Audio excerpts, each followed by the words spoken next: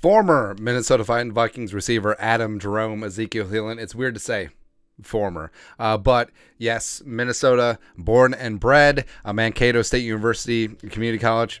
I refuse to say Minnesota State, whatever. UDFA tryout, worked his way up from the practice squad, became a star for the Vikings, multi-time Pro Bowler, multi-time 1,000-yard guy. All he did was catch touchdowns. To a degree. No, that's Chris Carter. But he will go down as one of the greatest receivers in team history, and he's just a phenomenal story, right? But last year, as Justin Jefferson ascended to the heights to become the wide receiver one in the National Football League, also TJ Hawkinson coming aboard, also KJ Osborne looking for some targets.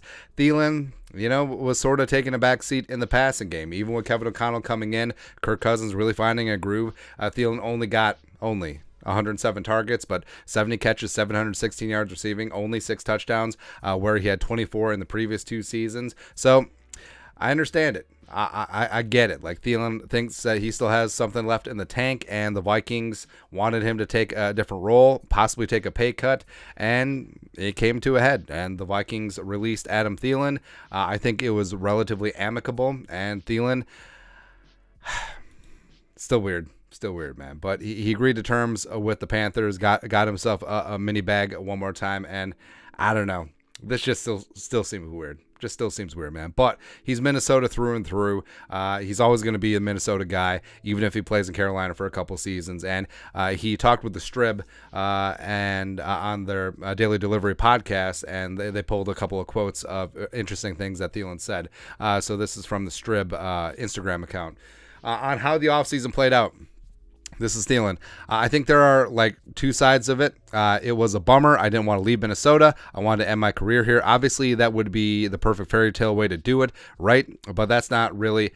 But that's not reality. Nailed it. I'm so thankful for that organization, Kwesi and Kevin O'Connell and the staff. The way they handled this throughout the process was first class. And yeah, I'm sure what happened is that the Vikings, they envisioned a role for Thielen, and they wouldn't mind having him back at a reduced rate, but also who takes a pay cut? I don't know. It's kind of weird, man. But yeah, it didn't work out, and at a certain point, the business is the business, and yeah, it would have been a perfect fairy tale ending, well, especially if the Vikings won a Super Bowl. But actually, no, winning a Super Bowl in 2017 in your home stadium, Thielen catching the game-winning touchdown, that would have been perfect, but nah, I digress. Next, on his role in the Vikings 2022 offense. It's really hard to explain the entire situation. I don't think there was ever a point where I was unhappy with what I was doing.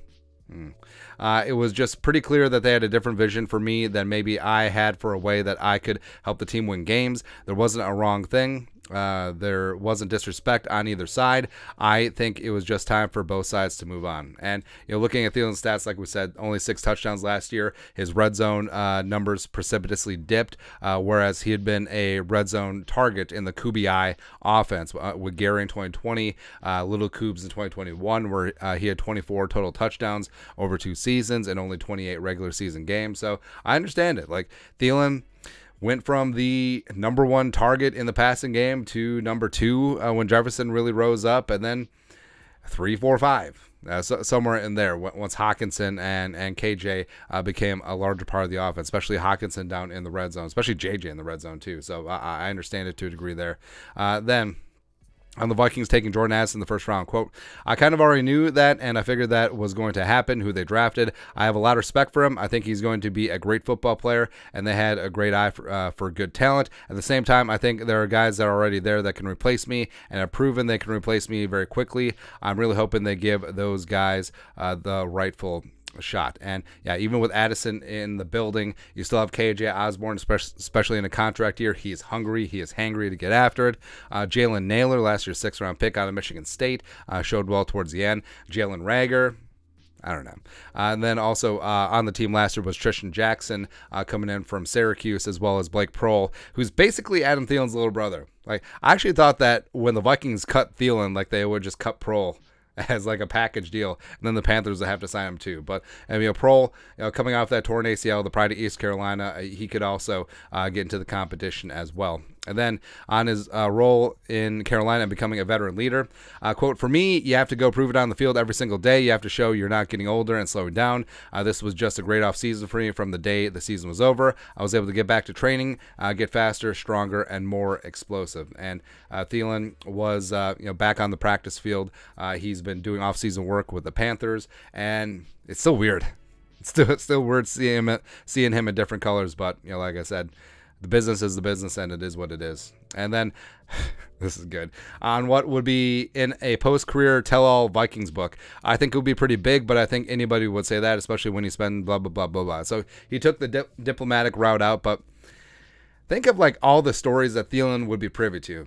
Like all the Zimmer stories, like his tension with Norv, his tension with John DeFilippo, his tension with Spielman, Stephon Diggs, that whole thing, the Minneapolis Miracle, the Fubar 38-7 game, all that stuff. I'm sure he's got some great Cordero stories because those guys were tight back in the day.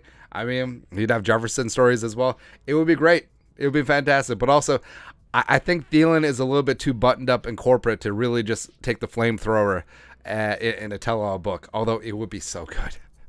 It would be so good, man. It'd be so good. But anyways, I'm rooting for Thielen in Carolina, except for when the Vikings play there this year. I think that he still probably has something left in the tank. I think that he would be a nice calming influence for #1 overall pick Bryce Young. I think that he can really help out in that wide receiver room with Terrace Marshall Jr. and DJ Chark, etc. So I don't know. Like I said, would have liked to have him end his career in purple, but the business is the business. The Vikings moved on. Thielen still wanted more of a role, and then the Vikings got Addison. So now Jefferson and Addison are going to be the best wide receiver duo in the National Football League ever.